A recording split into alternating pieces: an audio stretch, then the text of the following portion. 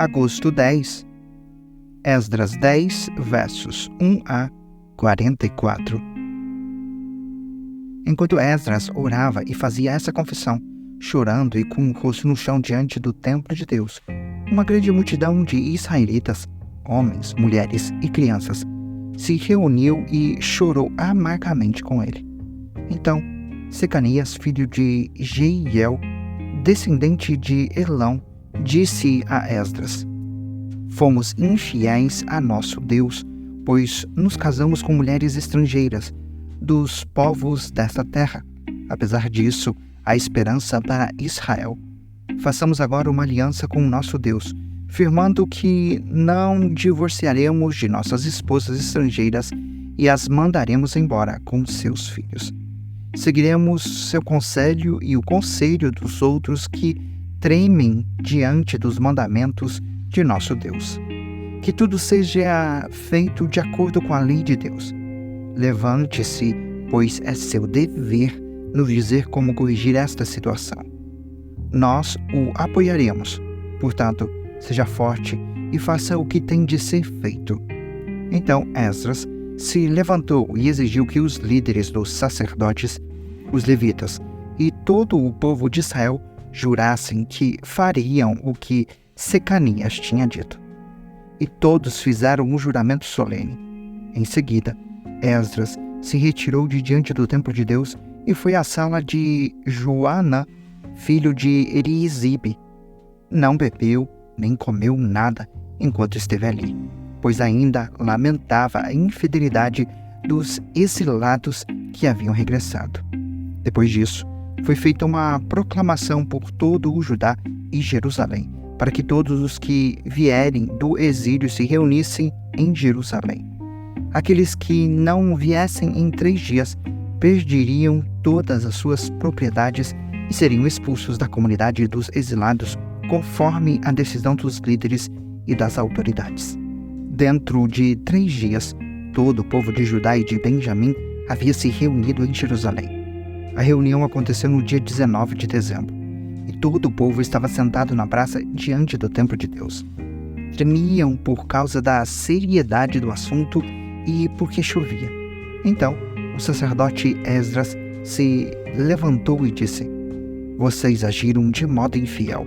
Aumentaram a culpa de Israel ao se casar com mulheres estrangeiras. Agora, confessem seu pecado ao Senhor, o Deus de seus antepassados, e façam o que agrada a Ele. Separem-se do povo da terra e dessas mulheres estrangeiras. Toda a comunidade respondeu em alta voz: Você tem razão, faremos o que disse. No entanto, não é algo que possa ser feito em 1 dia ou 2, pois há muitos de nós envolvidos neste grande pecado. E agora é a estação das chuvas, portanto, não podemos ficar aqui fora por muito mais tempo. Que nossos líderes decidam por toda a comunidade. Todo aquele que tiver uma esposa estrangeira virá num dia marcado, acompanhado das autoridades e dos juízes de sua cidade, para que a ira ardente de nosso Deus a esse respeito seja afastada de nós. Os únicos que se opuseram à proposta foram Jonatas, filho de Azael, e Jazeías, filho de Tiquivá, apoiados por Mesulão e pelo levita Sabetai. Foi esse, portanto, o plano que seguiram. Esdras escolheu líderes para representarem suas famílias e designou cada representante por nome. No dia 29 de dezembro, os líderes se reuniram para tratar da questão. Assim, em 27 de março, o primeiro dia do novo ano, haviam terminado de resolver todos os casos de homens que tinham se casado com mulheres estrangeiras. Os sacerdotes que se casaram com mulheres estrangeiras foram da família de Jesua, filho de Jeozadaque, e dos seus irmãos Maazéias, Eliezer, Jaribe e Gedalias. Assumiram o compromisso de divorciar-se de suas esposas, e cada um ofereceu um carneiro como sacrifício por causa de sua culpa. Da família de Imer, Anani e Zebadias. Da família de Arim, Maazéias, Elias, Semaías, Jeiel e Uzias. Da família de Pazur, Elioenai, Maazéias, Ismael, Natanael, Josabade e Elasa. Os levitas culpados desse pecado foram Josabade, Simei, Quelaías, também chamado Quelita, Petaías, Judá e Eliezer. O cantor culpado desse pecado foi Eliasibe. Os porteiros culpados desse pecado foram Salum, Telém e Uri. Os outros israelitas culpados desse pecado foram da família de Parós, Ramias, Gesias, Malquias, Miamim, Eleazar, Malquias e Benaia. Da família de Elão, Matanias, Zacarias, Jeiel, Abdi, Jeremote e Elias. Da família de Zato, Elioenai, Eliasibe, Matanias, Jeremote, Zabade e Aziza. Da família de Bebai, Joanã, Ananias, Zabai, Atlai. Da família de Bani, Mesulão, Maluque, Adaías, Jazube, Seal e Jeremote. Da família de Paate e Moabe, Adna, Quelau, Benaia, Maazéias, Matanaías, Bezaleel, Binui e Manassés. Da família de Arim, Eliezer, Isias, Malquias, Semaías, Simeão, Benjamim, Maluque e Semarias. Da família de Azum, Matenai, Matatá, Zabade, Elifelete, Jeremai, Manassés e Simei.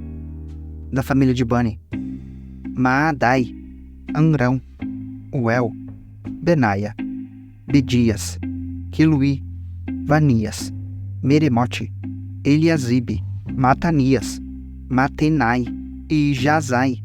Da família de Bunui, Simei, Selemias, Natã, Adaías, Maquinadibai, Sazai, Sarai, Azariel, Selemias, Semarias, Salum, Amarias e José. Da família de Nebo, Jeiel, Matitias, Zabade, Zebina, Jadai, Joel e Benaia. Todos esses homens se casaram com mulheres estrangeiras e alguns tiveram filhos com essas esposas. 1 Coríntios 6, versos 1 a 20.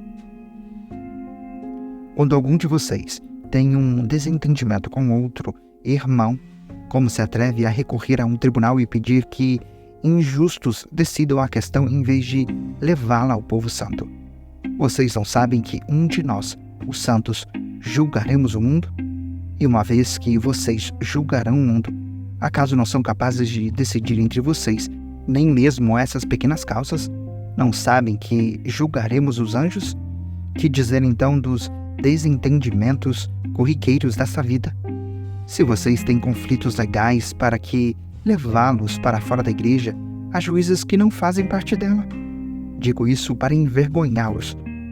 Ninguém entre vocês tem sabedoria suficiente para resolver essas questões? Em vez disso, um irmão processa outro irmão diante dos descrentes. O simples fato de terem essas ações judiciais entre si já é uma derrota para vocês. Por que não aceitar a injustiça sofrida? Por que não arcar com o prejuízo? Em vez disso, vocês mesmos cometem injustiças e causam prejuízos até contra os próprios irmãos. Vocês não sabem que os injustos não herdarão o reino de Deus? Não se enganem, aqueles que se envolvem em imoralidade sexual, adoram ídolos, cometem adultério, se entregam a práticas homossexuais, são ladrões, avarentos, bêbados, insultam as pessoas ou exploram os outros, não herdarão o reino de Deus. Alguns de vocês eram assim, mas foram purificados e santificados, declarados justos diante de Deus, no nome do Senhor Jesus Cristo e pelo Espírito de nosso Deus. tudo me é permitido, mas nem tudo convém. Tudo me é permitido, mas não devo me tornar escravo de nada. Os alimentos foram feitos para o estômago, e o estômago para os alimentos. É verdade, mas um dia Deus acabará com os dois. Vocês, contudo, não podem dizer que nosso corpo foi feito para a imoralidade sexual.